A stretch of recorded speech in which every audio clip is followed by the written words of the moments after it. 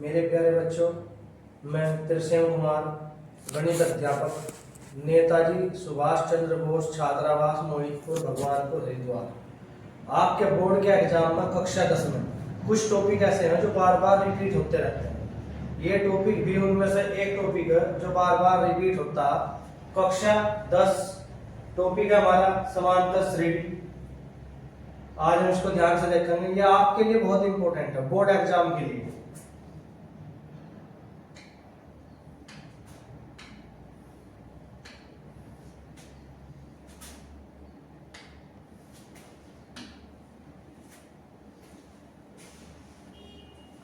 सबसे पहले हम बात करते हैं प्रथम पद। जो एपी का प्रथम पद होता है उसको हम ए से लिखते हैं। एपी का प्रथम पद ए। सार्वधातुक को हम डी से लिखते हैं। सार्वधातुक निकालने के लिए यदि हम दूसरे पद में से पहला पद, एपी के तीसरे पद में से दूसरा पद, यानी सार्वधातुक ज्ञात करने के लिए दूसरे पद में से पहला पद और तीसरे पद में से दूसरा पद यदि घटा देते हैं तो उनका जो अंतर होता है वो हमारा सार्वधातुक होता है। पदों की संख्या को n से लिखते हैं।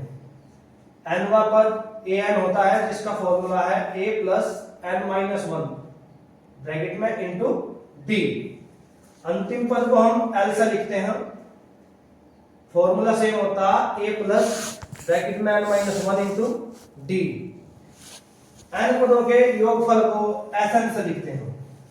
n पदों के योगफल को Sn से लिखते हैं। Sn इक्वल टू n बटे 2 ब्रैकेट के अंदर 2a plus bracket n-1 into D. यदि हमारे पास प्रथम पद पदों की संख्या और सार्वधातुक दिया है तो हम इस सूत्र से n पदों का योगफल निकालते हैं। यदि हमारे क्वेश्चन में अंतिम पद l दिया हो तो n पदों के योगफल के लिए हम फॉर्मूला यूज करते हैं Sn बराबर n बटे 2 ब्रैकेट के अंदर a प्लस l। यदि हमारे पास क्वेश्चन के अंदर an यानी कि nवा पद दिया हो तो फिर हम फॉर्मूला अप्लाई करते हैं Sn बराबर n बटे 2 ब्रैकेट के अंदर a प्लस an। ध्यान से देखेंगे सभी।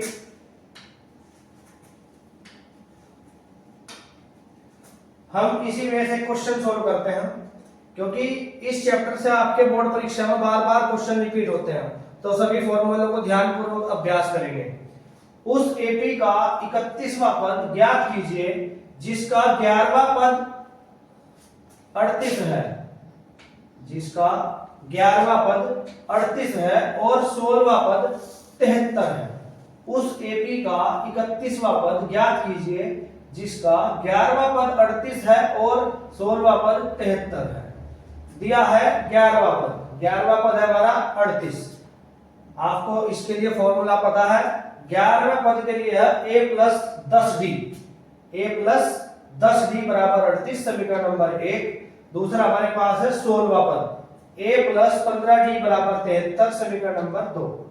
इसके बाद हम देखते हैं घटाने पर प्लस का sign minus, plus sign minus, plus sign minus. a से a कैंसिल हो जाएगा। माइनस 15d में जब प्लस के 15d जुड़ेगा तो हमारा आएगा माइनस के 5d।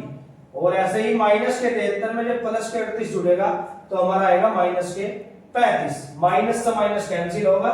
ये जो 5 है वो 35 के डिवाइड में जाएगा। जो 5 है वो 35 के डिवाइड में जाएगा। जब ये इसके भाग में आएगा तो 5 सते 35, तो हमें d का मान मिलेगा 7। d का मान समीकरण 1 में रखने पर, जैसा कि हम जानते हैं समीकरण नंबर ए हमारे पास थी a प्लस 10d बराबर 38।